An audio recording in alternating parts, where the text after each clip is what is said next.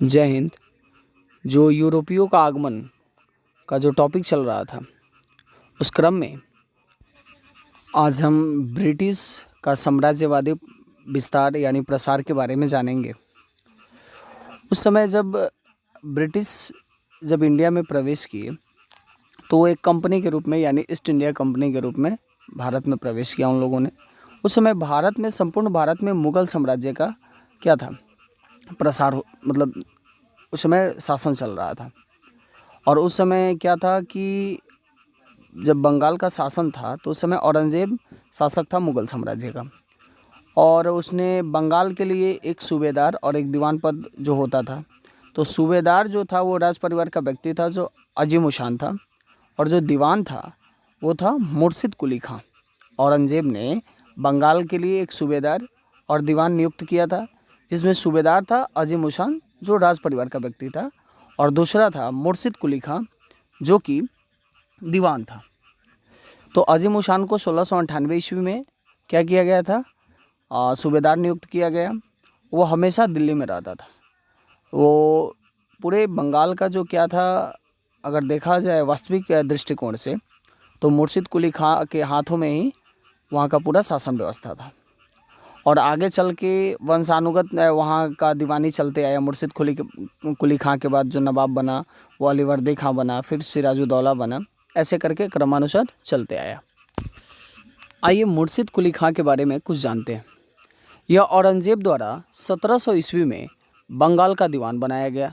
इस समय बंगाल का सूबेदार अजीम शान था, जो राज दरबार से संबंधित होने के कारण प्रायः दिल्ली दरबार में रहता था। अतः बंगाल में वास्तविक शक्ति मुर्शिद कुली खां के पास ही थी। मुगल सम्राट फर्रुखसियर ने 1717 ईस्वी में मुर्शिद कुली खां को बंगाल का सूबेदार नियुक्त कर दिया। यह मुगल बादशाह द्वारा नियुक्त बंगाल का अंतिम सूबेदार था। यानी मुगल जो साम्राज्य द्वारा जो मुगल सम्राट हुआ करते थे, उनके द्वारा जो सूबेदार पद बंगाल के लिए नियुक्त किया जाता था, उसमें जो ये मुर्शिद कुली खां था अंतिम सूबेदार था, जो कि दिल्ली के शासक द्वारा क्या किया गया था, मुगल शासक द्वारा क्या किया था, नियुक्त किया गया था।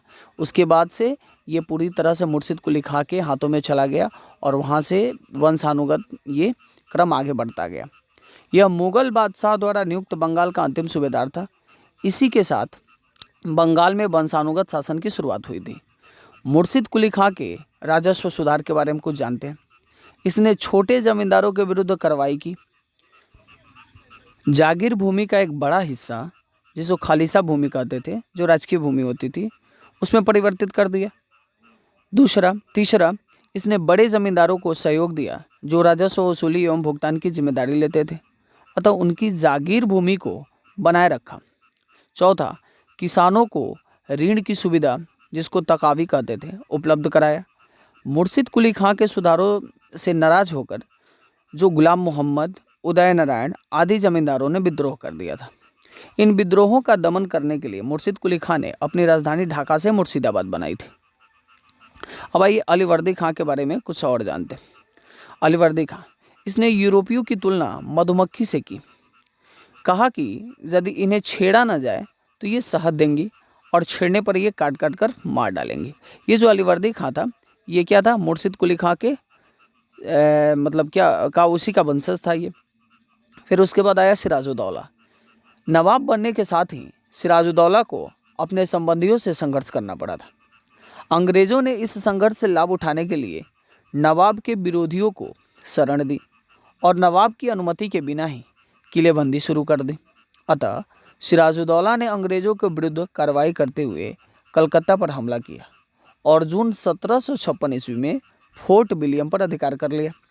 इस संदर्भ में एक ब्रिटिश अधिकारी हॉलवेल था, उसने ब्लैक होल कांड का उल्लेख किया था। इस ब्लैक होल कांड में क्या हुआ था, तो 146 जो अंग्रेज़ थे उनको बंदी बना लिया गया था, एक कमरे में कैद कर दिया गया था। और जब अगले दिन सुबह जब उस कमरे को खोला गया तो उसमें से मात्र 23 जिंदा बचे थे। तो ब्लैक होल जो कांड का उल्लेख किया था वो किसने करा था, तो ब्रिटिश एक अधिकारी था हॉलवेल, उसने किया था। अंग्रेज़ों ने कलकत्ता पर पुनः नियंत्रण के लिए क्लाइव के नेतृत्व में एक सेना भेजी और कलकत्ता पर पुनः अधिकार कर लिया। अब क्लाइव ने नवाब के अधिकारियों को अपने पक्ष में करना शुरू कर दिया, जिससे जिसमें कौन कौन प्रमुख थे, तो मीर जाफ़र था, ठीक है, मीर जाफ़र था। माणिक्य चंद था जो कि कलकत्ता का प्रभारी था। अमीन चंद था जो एक पूंजीपति व्यक्ति था। जगत सेठ था जो बैंकर था। अब आते हैं इस क्रम में हम प्लासी के युद्ध का, ये थोड़ा सा मैं रिवाइज के पर्पज़ से ये वीडियो बना रहा हूँ, आप लोग थोड़ा सा इसको देख के सुनेंगे तो शायद कुछ आपके दिमाग में रहे। तो प्लासी का युद्ध का जिक्र मैं करता हूँ। 23 जून 1757 को प्लासी का युद्ध हुआ। प्लासी बंगाल के नादिया जिले के भागीरथ तट पर अवस्थित है। इस युद्ध में अंग्रेजी सेना का नेतृत्व क्लाइव ने किया था। इस षड्यंत्र के कारण नवाब की सेना पराजित हुई। इस षड्यंत्र में किसकी, नवाब की सेना क्या हुई, पराजित हुई और सिराजुद्दौला को युद्ध मैदान से भागना पड़ा था। नवाब की ओर से मीर मदन एवं मोहनलाल जैसे सैन्य अधिकारियों ने वफादारी दिखाई। अब बंगाल का नवाब मीर जाफ़र को बनाया गया। मीर जाफ़र यह 1757 से 1760 ईस्वी में तक ये बंगाल का नवाब रहा। इसने नवाबी प्राप्त करने के पश्चात कंपनी को 24 परगना क्षेत्र की जमींदारी दी। किंतु मीर जाफ़र अंग्रेज़ों की मांगे जो वो मांग करते थे, उन मांगों से तंग आकर डचों से मिलकर, जो डच उस समय जो भारत में थे, डचों से मिलकर अंग्रेज़ों के विरुद्ध कार्रवाई की योजना बनाई, परंतु इसका भेद खुल गया। अतः 1759 ईस्वी में बेदारा के युद्ध में अंग्रेज़ों ने डचों को पराजित कर दिया और मीर कासिम को नवाब बना दिया। मीर कासिम को जब नवाब बनाया तो मीर कासिम जो था वो 1760 से 1763 ईस्वी तक बंगाल का नवाब बना रहा। मीर जाफ़र के पश्चात अंग्रेज़ ने मीर कासिम को क्या बनाया, बंगाल का नवाब बनाया। इससे अंग्रेज़ों को बर्दवान, मिर्ज़ापुर, चटगांव क्षेत्र की जमींदारी प्राप्त हुई। साथ ही कुछ उपहार के रूप में धन संपदा की प्राप्ति भी हुई। इस आधार पर वेंसिटार्ट ने इस सत्ता परिवर्तन को क्रांति की संज्ञा दी, किंतु यह वास्तव में क्रांति नहीं थी, क्योंकि इस सत्ता परिवर्तन में बंगाल की जनता का डायरेक्ट रूप से मतलब कोई तो उसमें भूमिका ही नहीं थी, और न ही इस सत्ता परिवर्तन के पश्चात व्यवस्था में कोई व्यापक परिवर्तन भी आया। परंतु सत्ता पहले भी अंग्रेज़ों के द्वारा बनाए गए कठपुतली नवाब के पास थी और अभी एक दूसरी कठपुतली नवाब के पास ही थी, इसलिए यह क्रांति नहीं कही जा सकती है। इस दृष्टि से भी क्रांति मतलब नहीं कही जा सकती, क्योंकि मीर कासिम से ही ब्रिटिश के आर्थिक हितों को चोट पहुंची थी और अंततः उसे ब्रिटिश के साथ युद्ध करना पड़ा था। अच्छा, ये जितना बोले उसका निष्कर्ष ये निकाला जाता है कि 1760 में बंगाल में हुआ सत्ता परिवर्तन न तो बंगाल की जनता के लिए और न ही ब्रिटिश के लिए क्रांति का सूचक था। आइए इस पे एक प्रश्न करेंगे। 1760 में बंगाल में एक क्रांति हुई, समीक्षा इसका करना है।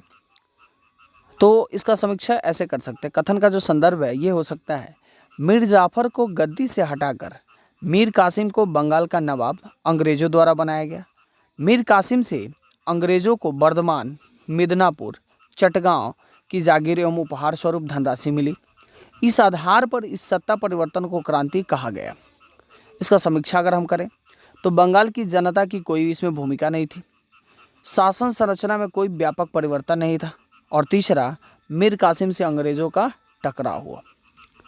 ठीक है, इसका अगर निष्कर्ष जाने तो मीर कासिम ने अपनी राजधानी मुंगेर बनाई और अपनी सेना को यूरोपीय पद्धति से प्रशिक्षित करना शुरू कर दिया।